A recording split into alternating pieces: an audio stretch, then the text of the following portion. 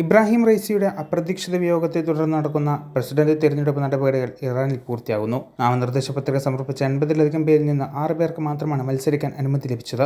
പുറത്തായവരിൽ മുൻ പ്രസിഡന്റ് അഹമ്മദിനജാദും ഉൾപ്പെടും. മത്സരിക്കുന്ന 6 പേരും ഏകദേശം സമാന നിലപാട് ഉള്ളവരാണ്. ഇറാന്റെ തെരഞ്ഞെടുപ്പിൽ നിർണായക സ്വാധീനമാണ് ഗാർഡിയൻ കൗൺസിലിനുള്ളത്. നാമനിർദ്ദേശ പത്രികകൾ ഈ സമിതി വിശദമായി പരിശോധിച്ച് മത്സരാർത്ഥികളെ കണ്ടെത്തുകയാണ് ചെയ്യുക. നജാദിന്റെ പത്രിക ഗാർഡിയൻ കൗൺസിൽ തള്ളി. ജൂൺ 28 നടക്കുന്ന വോട്ടെടുപ്പിൽ മത്സരരംഗത്തുള്ള 6 പേരുടെ വിവരങ്ങൾ ഇറാൻ ആഭ്യന്തര മന്ത്രാലയം പുറത്തുവിട്ടു.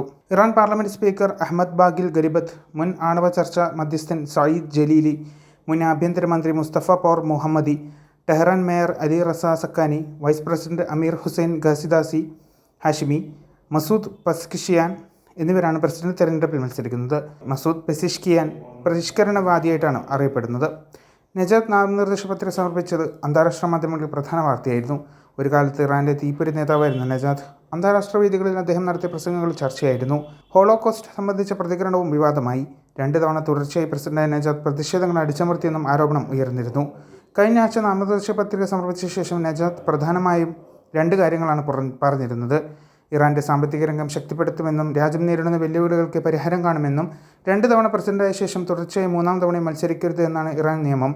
2017-ലും 2021-ലും നജാദിന്റെ പത്രിക തള്ളിയിരുന്നു. ഇപ്പോൾ 3-ാം തവണയാണ് തള്ളുന്നത്. ഏറ്റവും ഒടുവിൽ ഇറാനിൽ പ്രസിഡന്റ് തെരഞ്ഞെടുപ്പ് നടന്ന 2021-ൽ ഒട്ടേറെ പരിഷ്കരണവാദികളുടെ പത്രിക തള്ളിയിരുന്നു.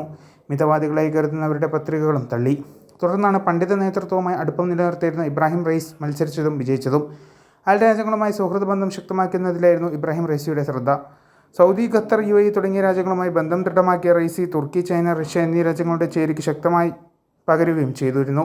അമേരിക്ക, ഇസ്രായേൽ എന്നീ രാജ്യങ്ങളുമായി കടുത്ത ശത്രുത നിലനിർത്തിയ അദ്ദേഹം പശ്ചിമേഷ്യയിൽ വ്യാപിച്ചുകിടക്കുന്ന ഷിയ സായുധ സംഘങ്ങൾക്ക് ശക്തി പകർന്നു. അസർബൈജാനുമായുള്ള അകൽച്ച ഇല്ലാതാക്കുന്നതിന്റെ ഭാഗമായി പുതിയ അണക്കെട്ട് നിർമ്മിച്ച് ഉദ്ഘാടനം കഴിഞ്ഞ് മടങ്ങവെയാണ് റൈസിയുടെ ഹെലികോപ്റ്റർ അപകടത്തിൽപ്പെട്ടത്. News desk 1 India Malayalam.